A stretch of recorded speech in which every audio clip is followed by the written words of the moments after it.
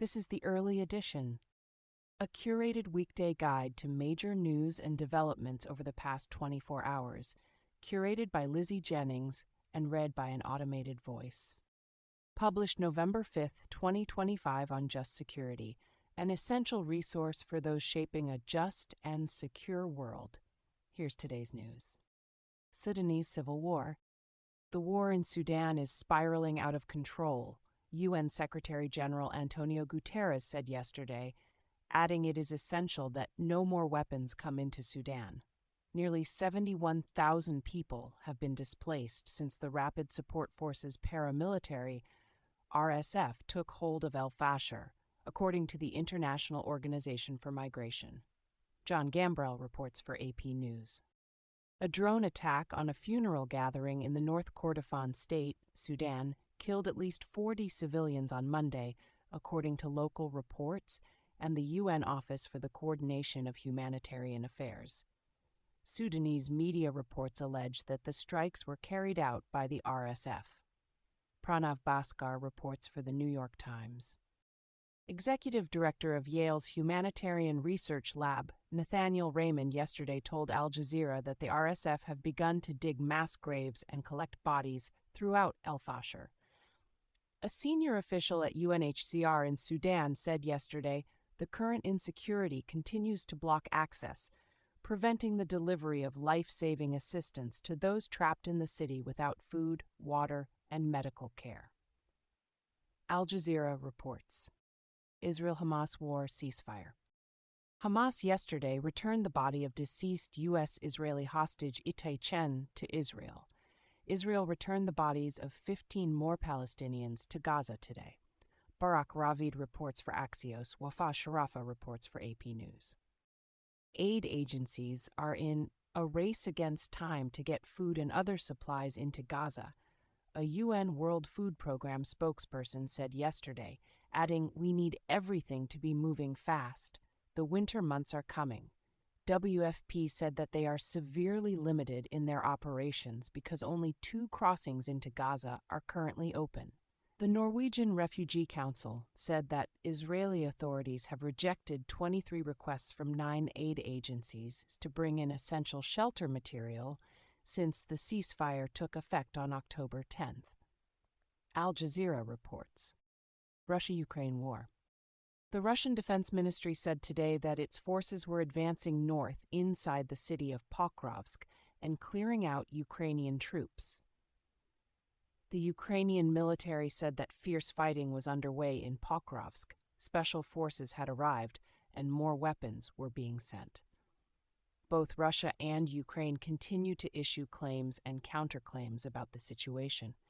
Guy Falconbridge and Andrew Osborne report for Reuters. Laura Gozzi reports for BBC News. U.S. Caribbean and Pacific operations. The U.S. military killed 2 people yesterday in another strike on an alleged drug vessel in the eastern Pacific Ocean, Defense Secretary Pete Hegseth announced.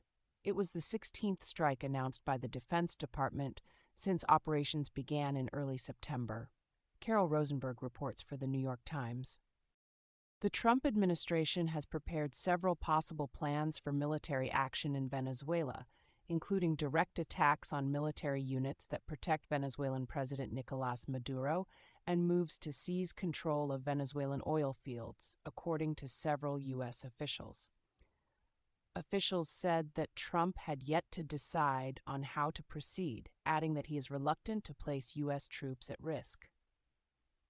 Some officials expect that upcoming guidance from the Justice Department on the legal basis for further military action will argue that Maduro and his security officials are central figures in the Cartel de los Soles, a U.S.-designated narco-terrorist group. David E. Sanger, Tyler Pager, Helene Cooper, Eric Schmidt, and Devlin Barrett report for the New York Times. Other global developments. Canadian Prime Minister Mark Carney yesterday released details of a $64 billion defense budget. The plan would include another $81 billion for the Canadian military over the next 5 years. Paul McCleary reports for Politico. Iran must seriously improve cooperation with UN inspectors to avoid increasing tensions with the West, International Atomic Energy Agency Director General Rafael Grossi told the Financial Times. Gross said that the IAEA had carried out around 12 inspections in Iran since June, but it had not been given access to the most important nuclear facilities. Bosnia's Constitutional Court said yesterday that it had rejected appeals by former president of Bosnia's Autonomous Serb Republic, Milorad Dodik, against a verdict barring him from politics and against a decision to strip him of his mandate as a regional president. The court said that both appeals were without foundation. Dario Sito-Sucic reports for Reuters. China and Russia announced yesterday in a joint statement that both sides will make every necessary effort to carry out mutual assistance and cooperation in opposing unilateral coercive measures. In the statement, Beijing and Moscow stressed the need to prevent some country from abusing their monopoly and dominant position in specific sectors of the world economy without naming the United States directly. Liz Lee, Ethan Wang, Xiuhao Chen, and Lydia Kelly report for Reuters. Tech developments. Prosecutors alleged in an indictment filed last month that 3 American cybersecurity professionals secretly ran a ransomware operation aimed at taking down U.S.-based companies. The 3 people are said to have collaborated with L85 Black Cat, a notorious hacking gang, to encrypt companies' networks and extort their owners out of millions of dollars worth of cryptocurrency. Raphael Satter reports for Reuters. U.S. Foreign Affairs. The Treasury Department yesterday sanctioned nearly a dozen North Korean individuals and tech groups for their alleged roles in a scheme to steal funds from U.S. companies by posing as remote tech employees. Maggie Miller reports for Politico.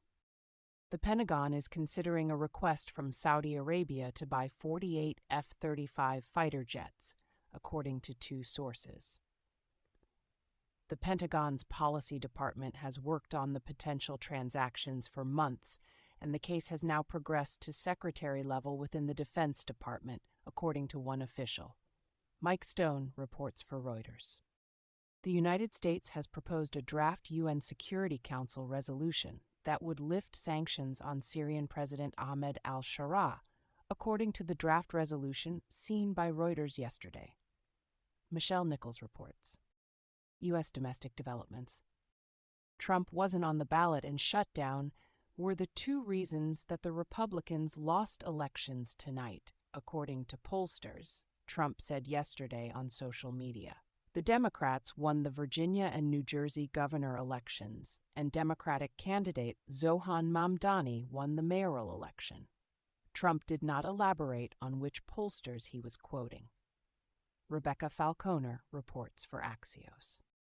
Polling stations across 7 counties in New Jersey received bomb threat emails on Election Day yesterday, New Jersey Attorney General Matthew Platkin said in a statement.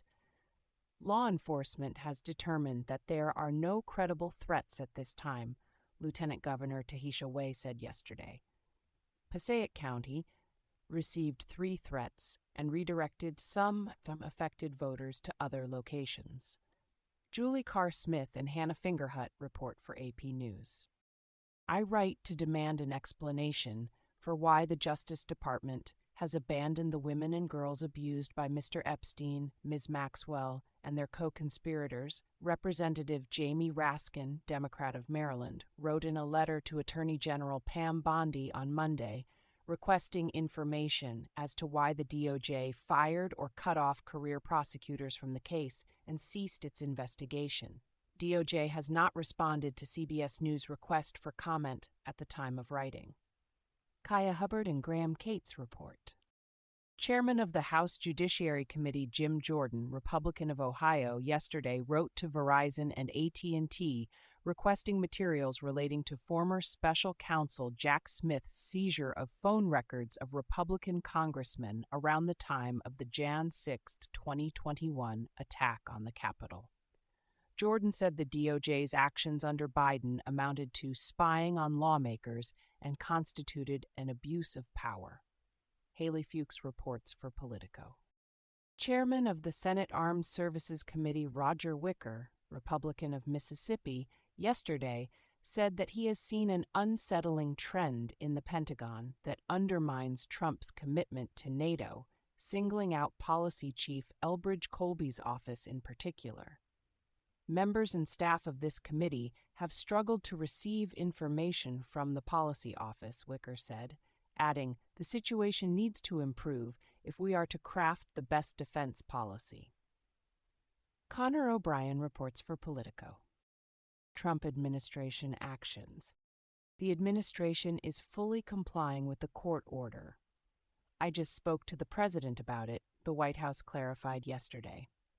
This clarification came after Trump posted on social media that money for the Supplemental Nutrition Assistance Program will be given only when the radical left Democrats open up government. Trump's post also contradicted guidance on how to fund the November benefits published by the Department of Agriculture earlier on Tuesday. Gregory Svirnovsky and Marcia Brown report for Politico. White House aides have been strategizing on how to reconstitute Trump's global tariff regime if the Supreme Court rules that he has exceeded his authority, according to 6 current and former White House officials. The White House is ready to make use of other trade statutes to keep pressure on U.S. trading partners and preserve billions in tariff revenue, the source said. Aides conceded that other tariff authorities are not a one-for-one replacement for relying on the International Emergency Economic Powers Act of 1977, but confirmed they are pursuing them. Megan Messerly, Doug Palmer, Daniel Desrochers, and Ari Hawkins report for Politico. Several Pentagon officials told Reuters that they are experiencing whiplash from Trump's orders as they try to understand the defense priorities of this administration. Announcements from nuclear testing to possible military action in Nigeria have caught officials off guard. One U.S. military official said, "I think we are all learning about this at the same time with regard to Trump's Nigeria announcement." Phil Stewart, Idiz Ali, and Steve Holland report. Director Kash Patel has disregarded the law and launched a campaign of erratic and arbitrary retribution, the FBI Agents Association said yesterday in a statement, adding, "FBI agents deal in facts, and we urge Director Patel to do the same." A spokesperson for the association told Axios that the FBI's decision to fire, reinstate, and then once again fire agents yesterday highlights the chaos that occurs when long-standing policies and processes are ignored. Josephine Walker reports. Perry Stein reports for The Washington Post. Furlough notifications sent to Agriculture Department employees last week did not include any mention of back payment or the 2019 law requiring such payments, unlike earlier notifications sent out at the beginning of the government shutdown.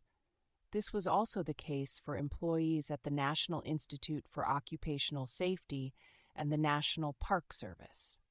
Eileen Sullivan reports for the New York Times. Trump administration litigation. A federal judge yesterday ruled that the Department of Transportation cannot withhold billions of dollars in funding to states that refuse to cooperate with immigration enforcement conditions. The judge said that the DOT and Transport Secretary Sean Duffy had blatantly overstepped their authority by linking funding for road maintenance and bridges to immigration demands. Alex Neves reports for Politico. A federal judge yesterday ordered the White House to restore real-time American Sign Language interpretation at all press briefings conducted by Trump or Press Secretary Caroline Leavitt. Kyle Cheney reports for Politico. In case you missed it, yesterday on Just Security. Drones Are Changing How Wars Harm Civilians by Lauren Spink. U.S. saber-rattling in Venezuela, lawful show of force or unlawful threat of force by Michael Schmidt. Legal progress stalls for Northern Ireland families by Brian Dooley and Suchita Apol. Thank you for listening to Just Security's early edition today, November 5th, 2025. If you enjoy listening, Just Security's analytic articles are also available in audio form on the justsecurity.org website. To stay up to date on Just Security's analysis of law, policy, and current events, go to justsecurity.org, subscribe to Just Security on Substack, and follow us on LinkedIn, Blue Sky, Facebook, and Threads.